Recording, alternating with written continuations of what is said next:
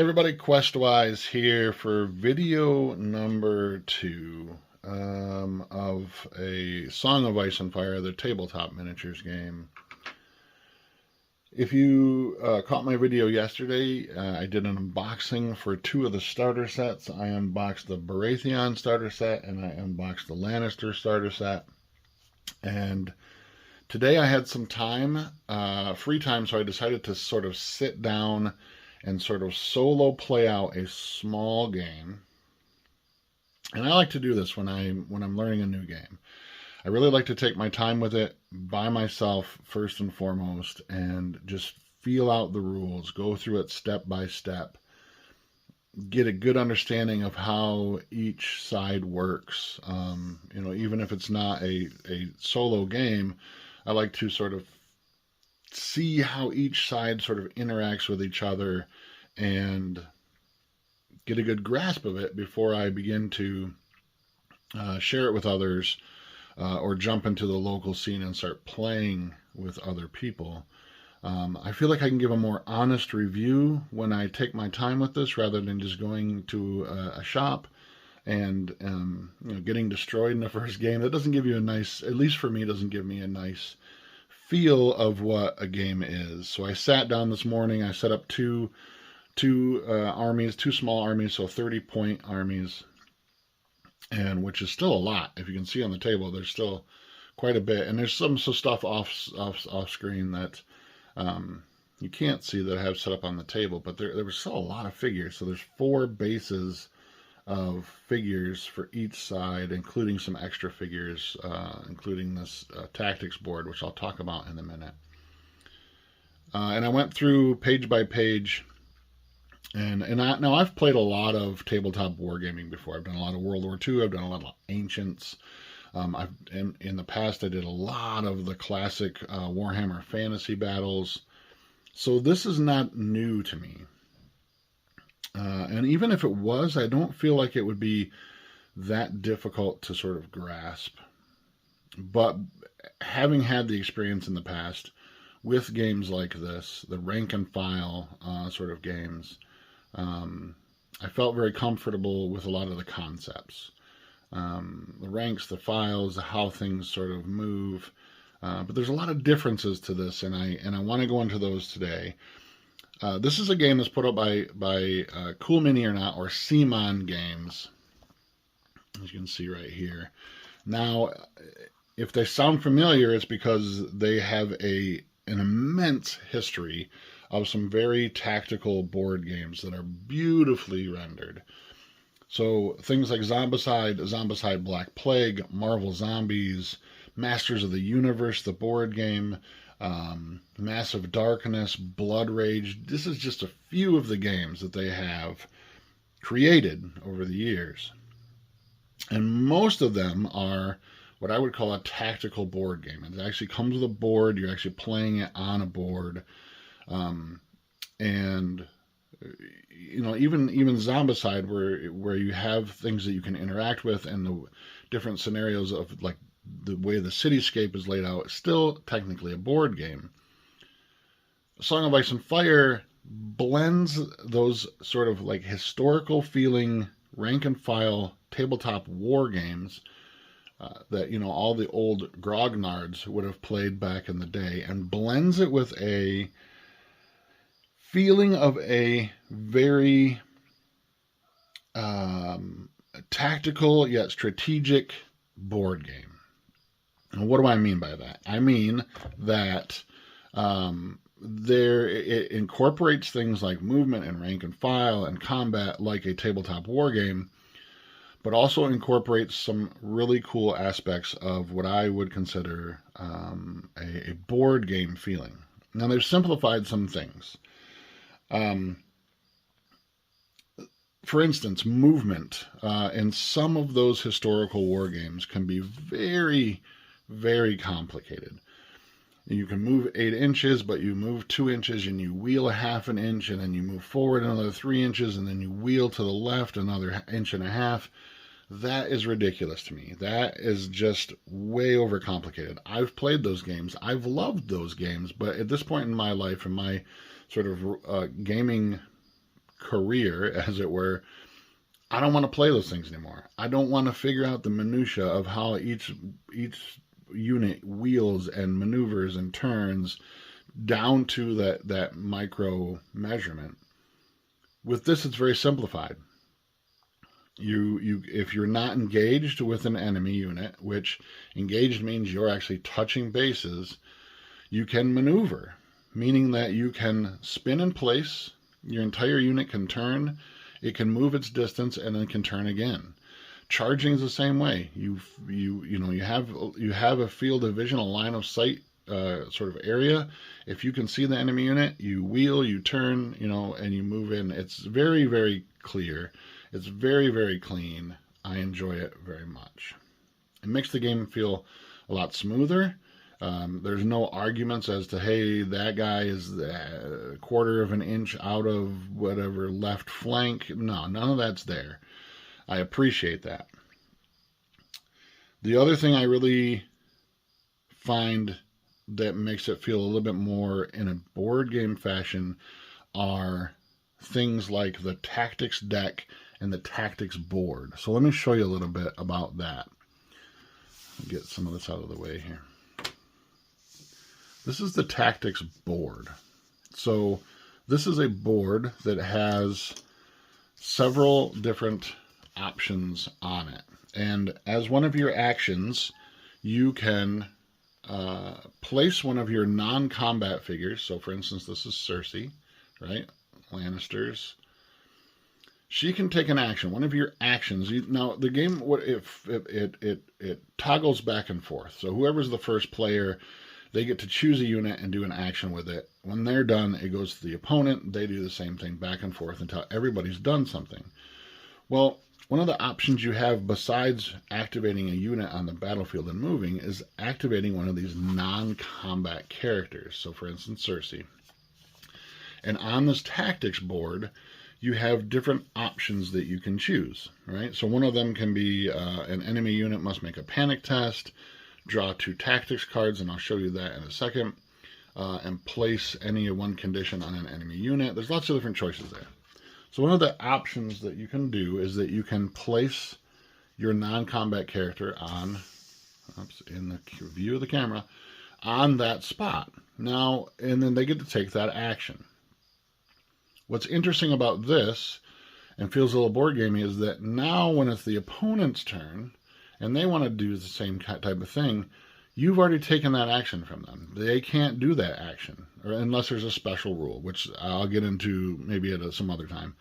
But now the opponent now they can choose any other option, but they can't choose the one they've chosen. So it sets up this nice tactical, strategic kind of gameplay of sort of faking out your opponent. And sometimes you want to just plop on the spot, even if it doesn't benefit you much.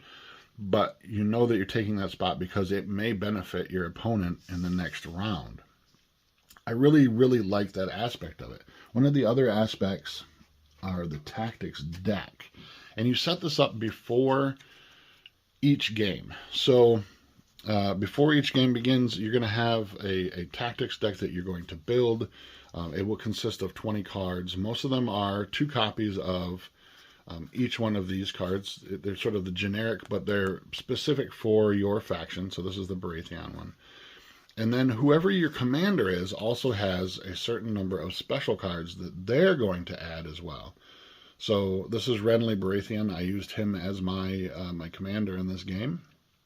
And now he has special cards that he adds to the tactics deck that affect how gameplay works. And they have triggers on them with when they can be used, what they can be used for. But I found that really gives me a nice, it reminds me of things like Zombicide, like Blood Rage, like Marvel Zombies. I have this sort of board game sort of aspect to a war game that I'm playing out on the field. It also feels very Game of Thrones-ish, right? It feels very much like a Song of Ice and Fire. There are political intrigue and backstabbing and decisions going on off the battlefield while the war is happening, right? So that's what this represents, is this political maneuvering, this backstabbing, this maneuvering off outside of the battlefield, back in the cities, that those actions are actually having butterfly effects of what's happening to the men, soldiers on the battlefield. I love it. It feels very Game of Thrones authentic. It makes things feel very intrigue-filled things besides just playing a war game on a battlefield. The rules are very clear. They're concise. There's also a companion app, which I love. It's free. It's right inside the front page. It says, download the free app now, War Council app. It's an army builder. It keeps track of your everything you buy. So the collection of stuff you have, you can simply add it into there. And then when you're creating an army list, it'll actually let you choose from the things that you already own, so you don't have to keep going back through and being like, did I buy that unit? I like the fact that the price point of this game is fair. I come from a long line of playing things like Game of Thrones, Warhammer Fantasy, Warhammer 40,000. And other games that are sort of on a higher price point, and then they continue to make you sort of keep paying for things as it goes along. These two box sets, I think they retail for $100 a piece, maybe a little bit more, but you get everything. You get over 30. So 30 points is a small game. I would say there is more than 30 points here, but there are some options to choose from, some things that you can do. So right out of the box, 2 30-point armies, or a 30-point army, I should say, because I have 2 separate starter boxes here. So a 30-point army, all the cards you need, a set of dice, all the tokens, and choices. What do I mean by choices? This part really got me, and I like this a lot. You're going to get character figures in this game. So for instance, you get Gregor Clegane, right? The Mountain. Beautiful figure. But he's not the only one. You also get Jaime Lannister in this thing as well. What's really cool about this is that you have choices to make on who your commander is. You have to have at least one commander. But you also get choices like this. So I can choose the Mountain to be my commander, and then he doesn't take up any points in my army. He's just the leader, and he gets special abilities for being the leader. Or I can make Jaime Lannister be my leader, and I can use the Mountain simply as another character that I can attach to a unit on the battlefield. So there's already choices within the box, and it comes with both the Mountain and Jaime Lannister, as well as these non-combat characters as well too, which again, these are optional things as well too. They cost points to bring these to the battlefield. So if you don't want to use them, or you only want to use one, you don't think it's going to be that important to use the tactics board, you don't have to bring them. You can actually use the points for them that you would have used on them to bring another unit, or bring another character, another hero. And there's not just named heroes, there are generic ones as well too. So like this is a veteran. So he's just like a generic commander. If I can get to the focus. I think he costs like 2 points or something, and you can bring him and attach him to a unit, make him a unit leader. And he gives bonuses to that unit. I love the fact that they included that. A lot of times when you get starter boxes, you don't get those options. You don't have those choices that you get that you can just pop it straight out of the box and play. Other thing great that I like about this game, it's pre-built. All these miniatures are pre-built. They come out of the box this way. If you've played any other CMON games in the past, they come in plastic trays inside the boxes like you saw yesterday, if you saw yesterday's video. And if you haven't, please go back and watch that. But they're pre-built. And each faction has its own color. So as you can see here, Lannisters are red. The Baratheons are sort of off-white color. You can play right out of the box. Will I paint them? Absolutely, because I'm a miniature painter. I love painting figures. But you don't have to, and that's the joy of things.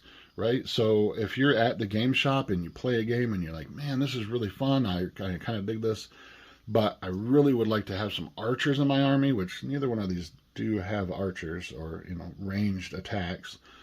There are some cavalry up at the very top of the screen there for the Lannisters, but you think, man, I really like some crossbowmen or something, or some kind of ranged attack. You can just go buy that off the shelf, pop the box open, crack open the cards. Each one of them comes with a tray for the figures, whatever unit you're buying. Plug them in and play. It's cool. I love it. Again, has that very board game aspect to a very tactical tabletop war game. Things I don't like about this, and it's not really a big deal because it is beautiful when it's laid out. The 2D terrain.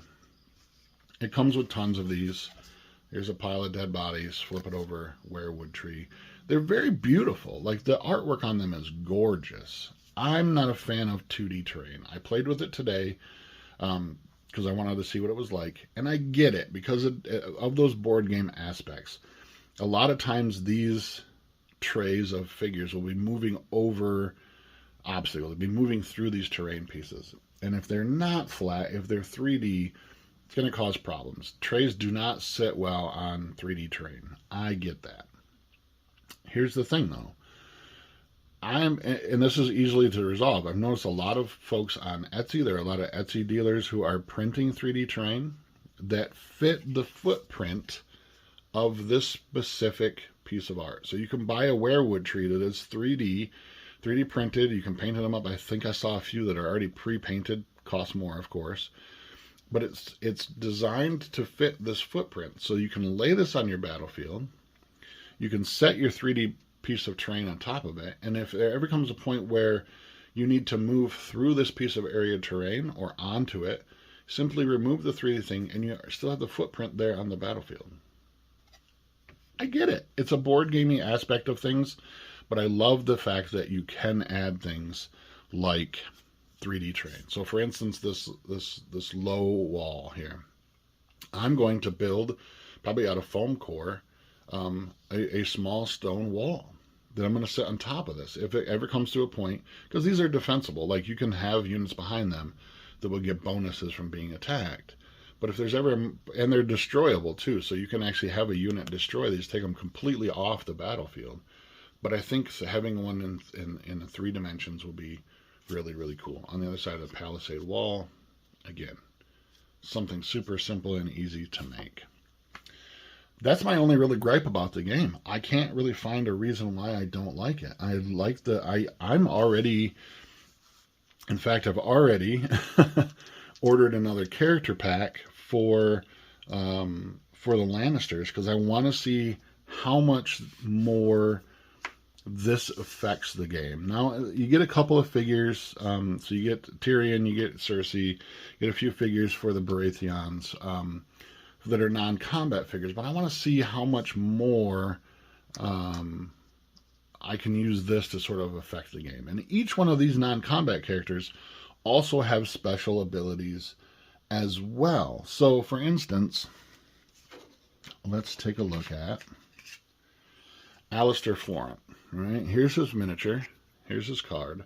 He's a non-combat figure, so he'll be played on this tactics board.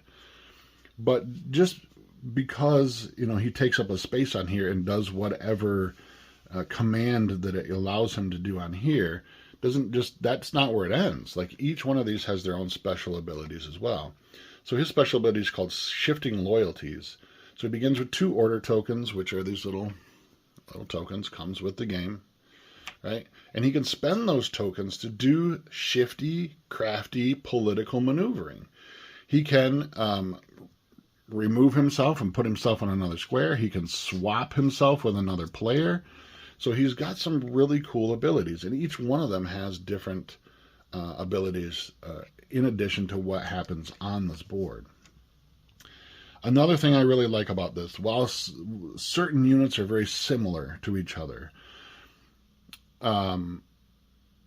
each one of them has a very unique vibe and a unique feel to them.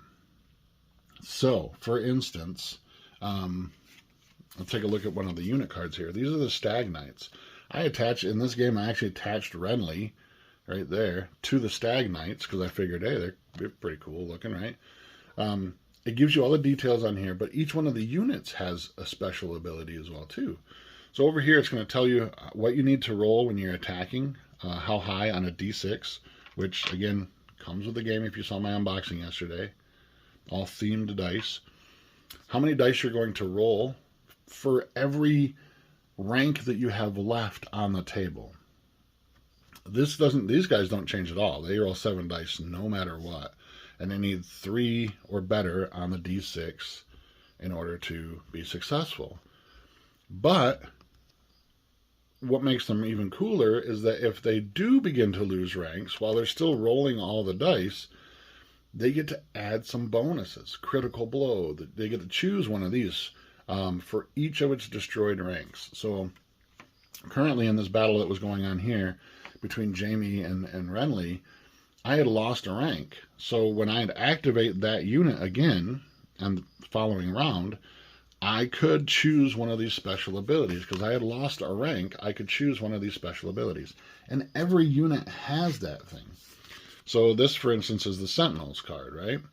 They're not as good. They roll 8 dice, but as they begin to lose ranks, they begin to lose amount of dice they can roll. Their morale is kind of crappy, but they still have a special ability. So they have they're wielding double hammers. And that means that every time they attack a defender, they have a -1 of their defense rolls. So every unit is unique. Every unit is different. While some of the numbers might be the same, I really feel like every faction has its own feel. Now, I could be completely wrong. I've only have the 2 factions so far. I really would love to branch out and dive into a few others. But so far, the Lannisters feel distinctly different from the Baratheons. The way that they play, the way that they interact with this tactics board, the way that their tactics deck is set up and the way it plays. Beautiful, beautiful job. I am fully in love with this concept of things. And I've only played 1 game so far. Like full, played out, and again, solo. But I really feel like even after that 1 game, I have a nice, firm grasp on how this thing works. Now, there are a few things I'll have to reference. There are some keywords and stuff, which again are all right here on the back. So anything that, terrain keywords are all right here laid out.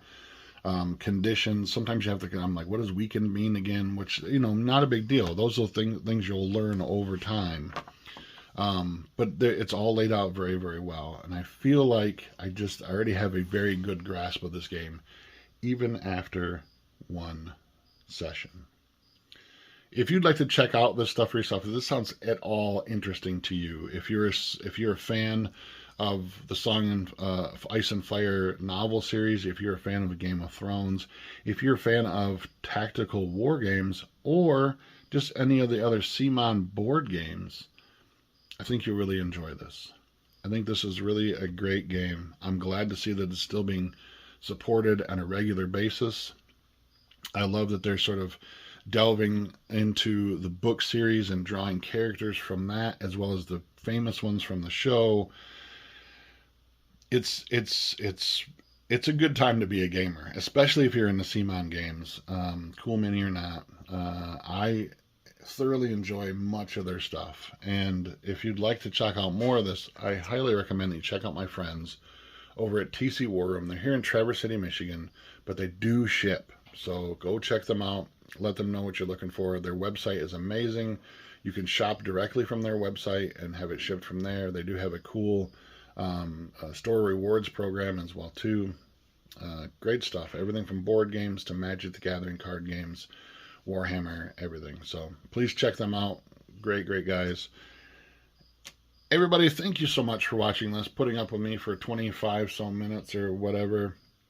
I hope you've enjoyed this. I hope that this is sort of if this is a game that you have not tried before, that it has given you a little bit of an urge to want to try to play it. Minis are beautiful. Gameplay is clean and smooth. Yeah. A Song of Ice and Fire, the tabletop miniatures game from CMON Games and Dark Sword Miniatures. Until next time, I'm Quest Eyes and I'm out. Please stay safe, and as always, game on.